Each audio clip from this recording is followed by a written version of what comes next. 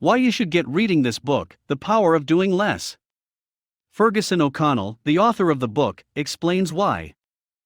If you've always had lots of work to do with no time, this book will give you good medicine for your lack of time.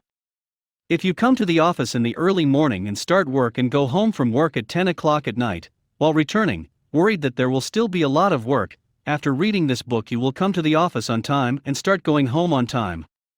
If you were lamenting that I could not be free for even a minute throughout the day, you would have as much time as you need.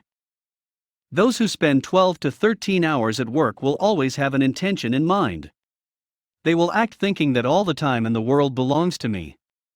That's why we often go to the office to have coffee with a friend and chatting, listening to the story of the family quarrel of someone in the next department and solving it. What if the office has a condition that you can only stay in the office for 8 hours? Can't cut unnecessary work and finish the job in a hurry? We have moved from working for a living into work eating our life. He beautifully lists how the workload of the employee is in both the contexts of being in the office for as long as possible and only being in the office for a limited time. The first one says it has been around all day. Alas, just had today only, says the second one. For the first one, there is no life other than work. The second one will have a life beyond work. The first one has no plan of what are the things that are going to do one day. The second one will make the right plans for each hour. The first one does not discriminate between important work and unimportant work.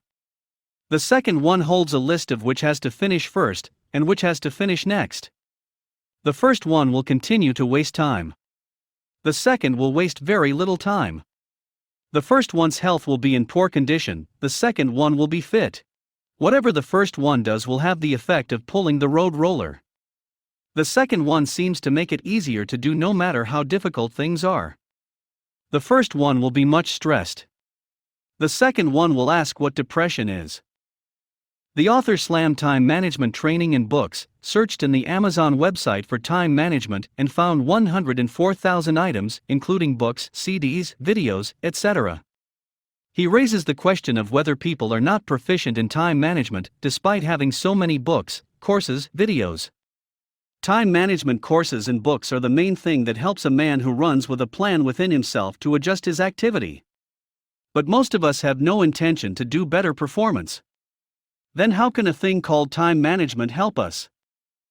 Every human being who wants to perform better should do the following. He has to think through the best of the work that needs to be done and divide it, compile a list of jobs that important to do, want to do, irritating to do, wants to do with real desire and eagerness. The author tells readers to make this list, and generally what we do is that, we failed what we want to do, and what we truly desire and eager to do. But we usually end up doing that compelled work and work that irritated us.